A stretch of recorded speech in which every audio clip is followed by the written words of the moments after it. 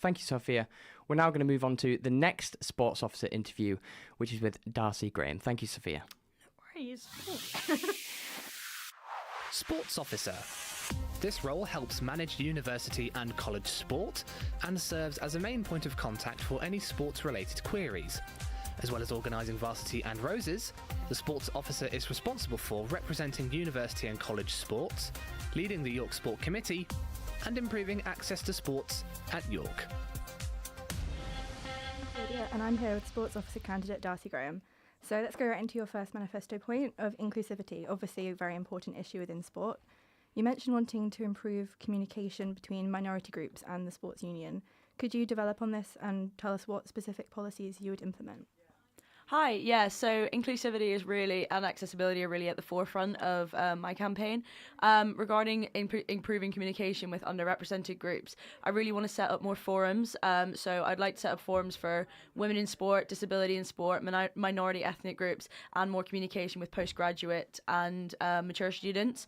I really think it's important that they feel they're able to talk to me and express their opinions, because at the end of the day, they will have different experiences to me, and I want to be able to implement things that will help them. I'm especially keen on really pushing the growth of women's sport at the university. We've already seen that through the growth of women's college football, and I'd like to encourage that, as well as disability sport and having some more permanent disability sports at the university. That's great. You also addressed the necessity of including transgender athletes in the sports community. Could you clarify how participation has been limited? And in light of this, tell us how you intend to support transgender athletes. Anyone who's at all aware knows that this is not a particularly good time for transgender people, especially transgender athletes in this country.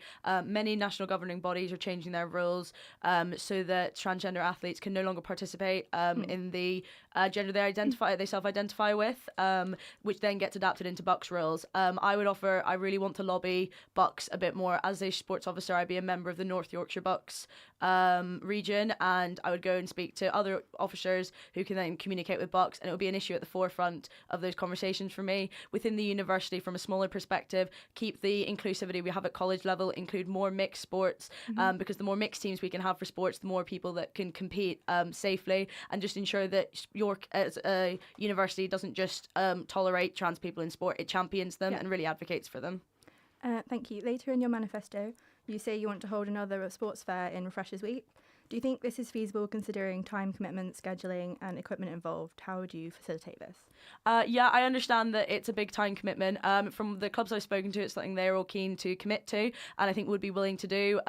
Obviously, Refreshers Week, a lot of people don't have class anyway, so it would be there would be the time for clubs to do it. And I think that we owe clubs a chance to speak to more people. And I think that we have the arena, we have the space that we can put them in, and we already know how to run it. It's just about finding another day that works for it. Okay. The last section of your manifesto focuses on both financial and environmental sustainability. You pledge to control the rising cost of sport. Obviously, this is a key concern for a lot of people. Sport is expensive, even as a casual level. In light of the cost of living crisis and the university's financial difficulties, what methods would you implement to help make sport more affordable for everyone? Yeah, so at the end of the day, I can't fix the rising costs. That is something that's completely beyond the scope of our university. However, I can help students afford to play sport more. For me, one of the biggest parts of that is protecting college sport. It is currently the cheapest available way, other than social sport, for people to participate consistently in sport. And I think that controlling the rising cost of college sport and ensuring that all the money is going back into college sport is really, really important. I also really want to have more donations for kit and equipment. I think that alumni often have kit that they just don't need anymore. They won't use. It doesn't fit them. It's just not fit for purpose anymore for them, but can still be used by other students. Akuma kit is incredibly expensive. They're a great provider, but not everyone can afford it, and they deserve to feel part of their club and included and be able to access that kit.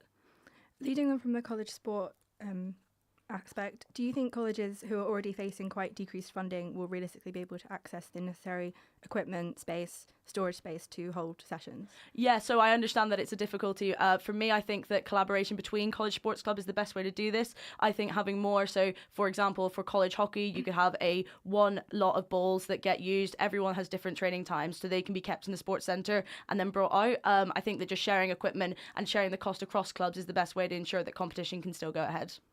Thank you so much, Darcy. Now over to Studio Red for another interview with Sports Officer candidate Olivia Cartwright.